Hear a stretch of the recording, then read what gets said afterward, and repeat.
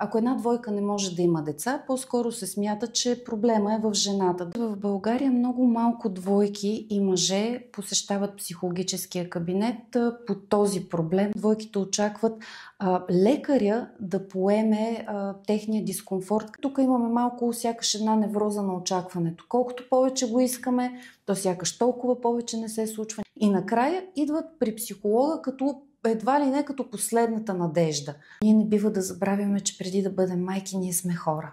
Здравейте, аз съм Димитрина Младенова, клиничен психолог и психотерапевт. От доста години насам се занимавам с проблемите на жените, по-скоро ще кажа, тъй като за жалост в днешно време те възникват на различен етап от съзнателно взетото решение «искам бебе». Госпожо Младенова, за психологическата подкрепа при двойките, изправени пред проблеми с фертилитета, се говори много рядко, но тя е много важна. Защо?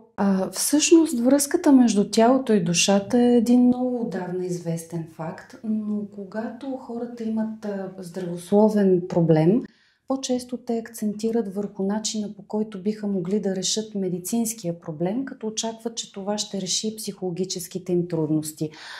Още повече, когато говорим за двойките с репродуктивни трудности, всъщност те са изключително в очакването, че медика ще диагностицира, ще открие какъв е проблема и съответно ще предложи някакви варианти на решение. Тъй като ако се обърнат към психолог евентуално, това означава едва ли не да признаем пред себе си и пред света, че ние имаме някакъв проблем, който носи срам, вина, множество негативни емоции.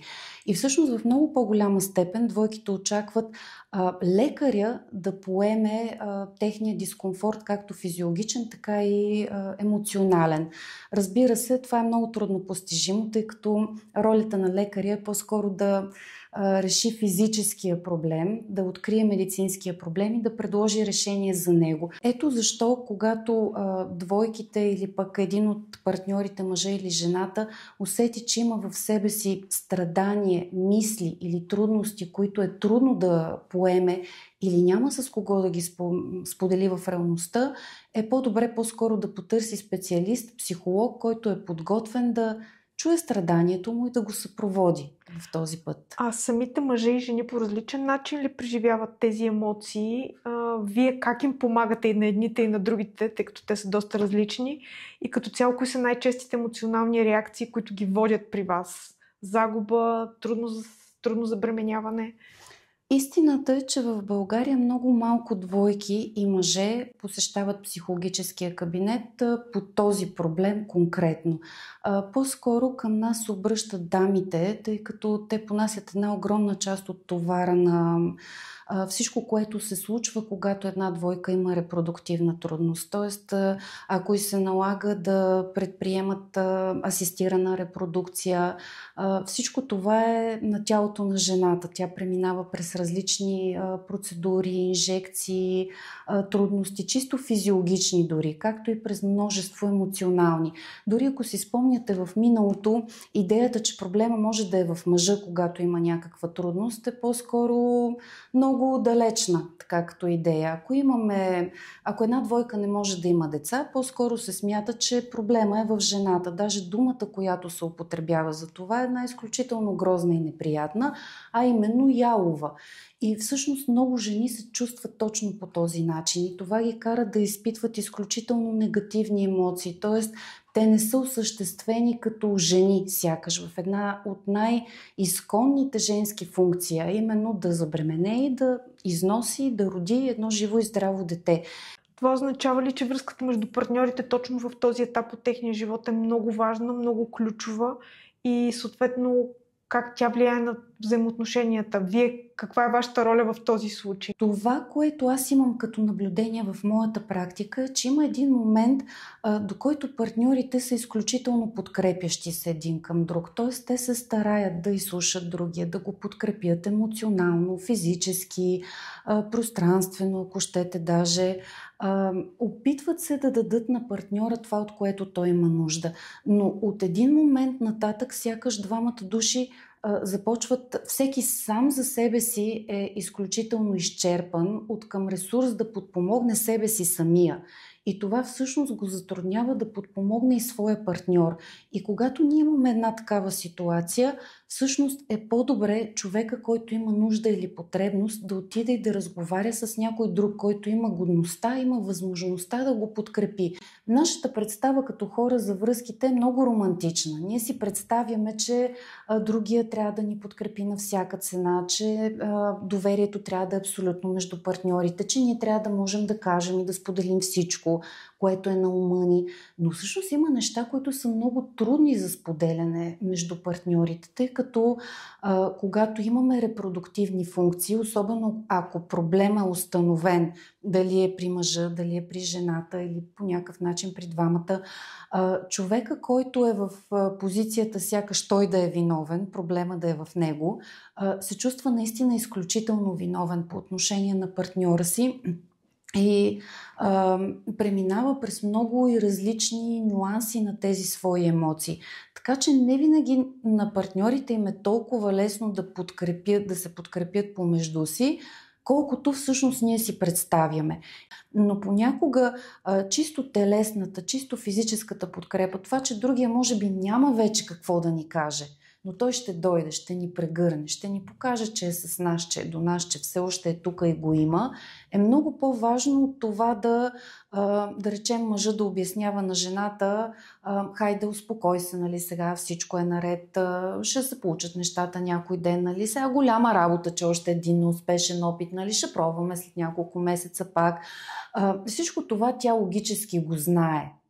Но разликата, съществената разлика е точно в прегръдката, която другия ще дойде и ще ни даде и ще ни каже просто аз съм тук. Може би не те разбирам, не разбирам изцяло начина, по който се чувстваш, защото всичко това го преживяваш ти чисто телесно в много по-голяма степен, отколкото аз, но аз съм тук за тебе. Имаме. Може да не те разбирам, но те приемам. Аз мисля, че е изключително важно всъщност доколкото им е възможно, те да не губят фокуса към живота си като цяло, както и удоволствието от своята връзка, от нещата, които те са правили преди тази велика цел да станат родители. Защото това, което се случва с много двойки, е, че в един момент те започват като коне с капаци. Нали, идеята ми е искам бебе и всичко е целенасочено, мисли се, планува се спрямо тази наша мечта и това е наше очакване. И на практика тук имаме малко сякаш една невроза на очакването. Колкото повече го искаме, то сякаш толкова повече не се случва, ние ставаме все по-разочаровани, жените започват да изпитват едно усещане за безпътица, за безсмислие, за безнадежност, чувство на гняв, на разочарование, на вина. Понякога имат усещането дори, че личностово се променят. До вчера са нямали нищо против да се видят с някоя приятелка, да обгрижат детенце навън, а изведнъж започват да усещат едни такива много неприятни чувства, сякаш на злоба, на омраза, ако видят жена до тях, която е бременна, или пък жена, която върви навън с малко дете. Жените са изключително притеснени от това. И тук искам много да ги успокоя и да им кажа, че това не означава, че те са лоши хора, а че наистина имат нужда от някой, който да ги чуе и който да ги подпомогне, те да преминат през този толкова труден за тях етап. Това е изключително важен въпрос, изключително важен проблем, но в България някакси се неглижира точно тази психологическа подкрепа, която вие давате. От кого трябва да дойде инициативата? От лекарите, от лекуващите лица или от самите хора, от самите пациенти, които са така наречената жертва, най-грубо казано? Лекарите биха могли да препоръчат, ако видят, и нерядко те го правят, но го правят в моменти, в които една жена вече наистина е на ръба на силите си. Но истината е, че хората биха могли и е добре да направят това на един много ранен етап, защото обикновено, когато те дойдат вече в кабинета ми, те са минали един много дълъг период на проби, опити, грешки, ходене по различни лекари, разочарования, добавки, хранителни режими, медитация, йога, каквото се сетите. Пробвали са всичко възможно, което може да има и накрая идват при психолога като едва ли не като последната надежда. Тоест, това, което някъде са прочели, е, че психологическия стрес евентуално би могъл да повлиява този процес и тогава хората едва ли не се обръщат към психолога, но отново не с идеята да се почувстват по-добре, а с идеята сега, ако може вие направете някаква магия, разблокирайте ми психиката, така че аз да мога да се почувствам малко по-добре, да открием какъв е този психологически проблем и бебето да се случи. А идеята всъщност би следвало да бъде наистина да посетят психолога, за да може той да ги придружи, да ги подкрепи на всеки един етап, в който те имат различна трудност, за да може да се адаптират по-добре към целия процес и да не изгубват себе си, да не изгубват живота си като цяло в фантазията за това колко е страхотно, невероятно и неповторимо да имаме дете. Не, че това не е една изключително същностна част в нашия живот. Разбира се, това е една основна линия от реализацията на всяка една жена, но ние не бива да забравяме, че преди да бъдем майки, ние сме хора, все пак, и сме човеци. И е добре да поддържаме нашето усещане за удовлетвореност, за щастие, за отдаденост във връзката, любов, подкрепа, приятелски взаимоотношения, въпреки трудността, която имаме. И всъщност, когато успяваме да го правим, ако можем сами, ако усещаме, че не можем, то тогава е по-добре да потърсим психологическа подкрепа от човек, който е компетентен да направи това за нас в този момент от нашия живот, така че да поддържаме една балансирана среда и един относително щастливо, радостно пребиваване в нашето ежедневие. Това би ни подпомогнало в много голяма степен да преминем много по-лесно през всичко, което ни предстои. Тоест психичното и физическото трябва да върват ръка за ръка. Абсолютно задължително е те да вървят ръка за ръка. Емоционалният стрес може би не е директен фактор, който води до репродуктивни трудности, но всъщност има много значимо въздействие като фактор, който може да отключва или да допринася за отключването на заболявания, които в крайна сметка могат да доведат до репродуктивни проблеми. Имаме случаи, в които медицинският проблем е изключително сериозен или непреодолим. Тоест, зачеването или раждането на свое биологично дете се превръща в една невъзможна мечта. И какво правим с този човек тогава? В смисъл той да умре, какво да отиде да се хвърли от някъде. Това предпоставя една много тежка депресия, от която е трудно хората да се възстановят в последствие. Затова е важно те да имат подходящата нагласа във всеки един момент, така че да могат да поемат реалността такава каквато тя е и да могат да се адаптират адекватно, за да могат да постигнат за себе си в крайна сметка щастието, което ние търсим.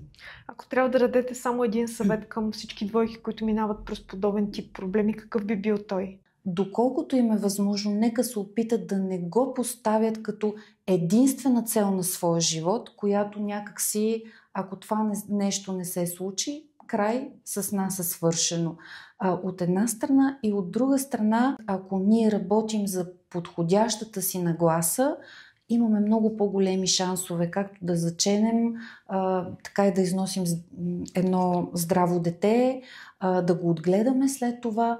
Ако евентуално не е било това нашия път, да се справим много по-успешно с психологическите последици от тези обстоятелства, от това, което реалността ни поднася, от тази огромна несправедливост. Хората го чувстват по този начин обикновено, която живота ни поднася и всъщност да открием за себе си друг смисъл